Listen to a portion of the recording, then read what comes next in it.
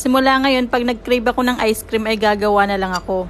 Bukod kasi sa masarap na ay makakatipid ka pa. Dahil 2 ingredients lang ang nagamit ko dito. Bale ito ang mga gagamitin natin, 3 pack ng Oreo at 1 Angel Creme Dansada. Ang una kong ginawa ay dinurog ko muna itong mga Oreo. Tapos itong creme dansada ay kailangan nakachill ito sa ref. Para madali itong ma-whip at ma-double yung volume. O diba, sumabay pa yung can opener.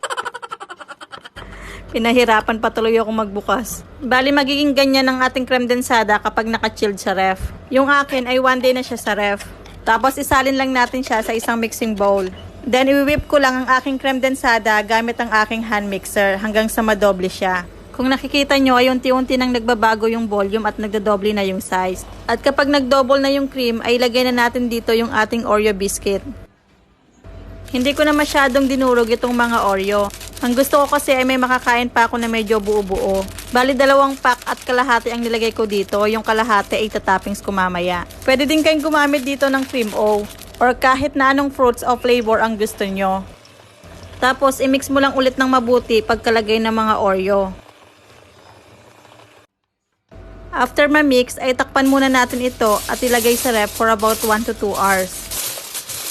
Tapos, tsaka nyo ulit ilabas at i-whip nyo lang ulit saglit para mas maging creamy ang inyong ice cream.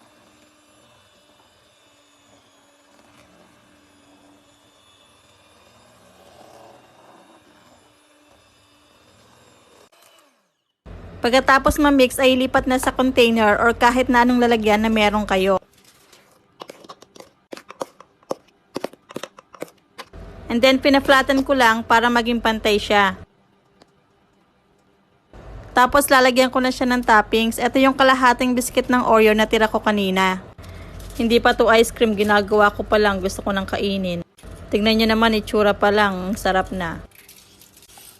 Tapos takpan lang natin ulit at the freezer ng 24 hours or hanggang sa tumigas ang ating cookies and cream ice cream. After 24 hours, ayan, matigas na yung ating ice cream. Naku, siguradong magugustuhan ito ng mga bata. Tingnan nyo naman, napaka-creamy at sobrang sarap nito. Sigurado pag natikman mo to, palagi ka nang gagawa at hindi ka na mabibitin sa ice cream. Tapos madami pang makakakain. Depende na lang sa inyo kung gaano kayo katakaw kumain ng ice cream. Matagal na nga nire-request sa akin to, hindi ko lang magawa, wala kasing time. Dito kasi sa bahay, after kumain, gusto may pang-imagas. Next time nga, matry yung mga ibang flavor. O siya, hanggang dito na lang po. Salamat sa panonood. And please don't forget to like and share this video and mag-follow sa page ko, Mama Jo.